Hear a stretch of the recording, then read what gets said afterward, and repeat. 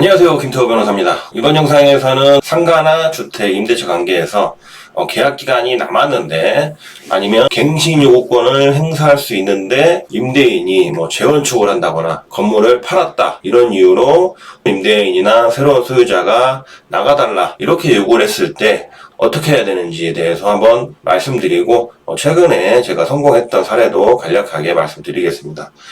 가장 궁금하시고 관심 있으신 게 나가야 하는가, 이게 가장 큰 관심사겠죠. 임대차 계약 기간이 남았는데 그럼에도 불구하고 나가야 되는지 아니면 안 나갈 수가 있는지, 이게 가장 큰 고민이실 겁니다.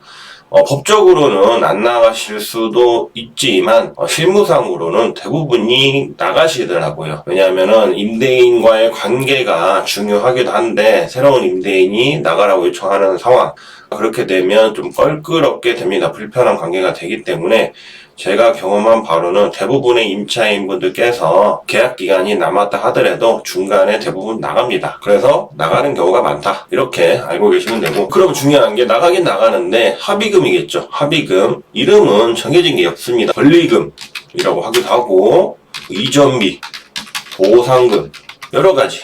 이름은 중요한 게 아니라 어쨌든 임차인은 임대인의 요구에 따라서 중간에 나가기 때문에 당연히 보상을 받아야 되겠죠.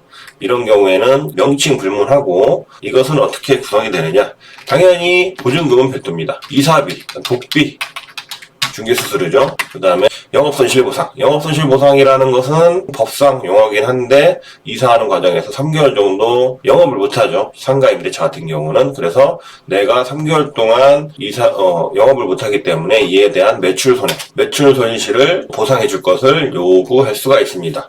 이럴 때 받을 수 있는 합의금이 대략적으로 나눌 수가 있는데 딱딱 끊어지는 건 아니에요. 물론 이런 식으로 이름은 가져다 붙이지만 임차인 쪽에서는 이런 식으로 나눠서 총 합계를 임대인에게 청구를 합니다. 내용증명이나 이런 것들로 청구를 하는데 당연히 협상을 하게 되죠. 이렇게 알고 계시면 되겠습니다. 너무 머리 아프게 생각하지 마시고 편하게 금액을 제시하면 되겠습니다. 실제 사례를 간략하게 말씀드리면 강남 역세권 5층 건물이 있었고 소유자가 변동되었고 신소유자가 퇴고 요청을 했습니다.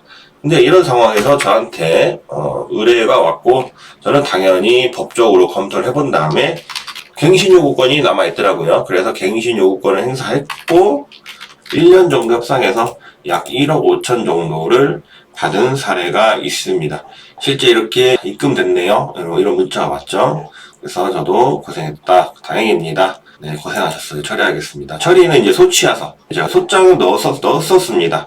보상금이나 이런 소송을 넣었었고 가압류도 다 했었고 한 상황에서 협상을 해서 돈을 1억 5천 정도 받았습니다. 그리고 이 돈을 받기로 한 날 있잖아요. 1억이 넘는 돈인데 이 돈을 받기로 한 날 베트남 푸꾸옥으로 여행이 예정돼 있었어요. 그리고 입금된 거를 인천공항에서 문자로 확인을 했습니다. 기분 좋게 해외여행도 다녀오셨습니다.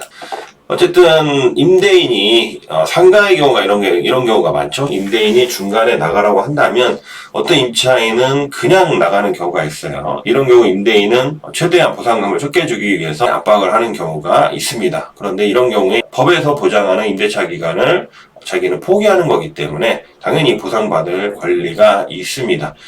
그리고 급한 건 임대인이에요. 그래서 이런 경우를 잘 생각을 하셔서 퇴거를 하시더라도 손해 없이 퇴거하시면 되겠습니다. 감사합니다.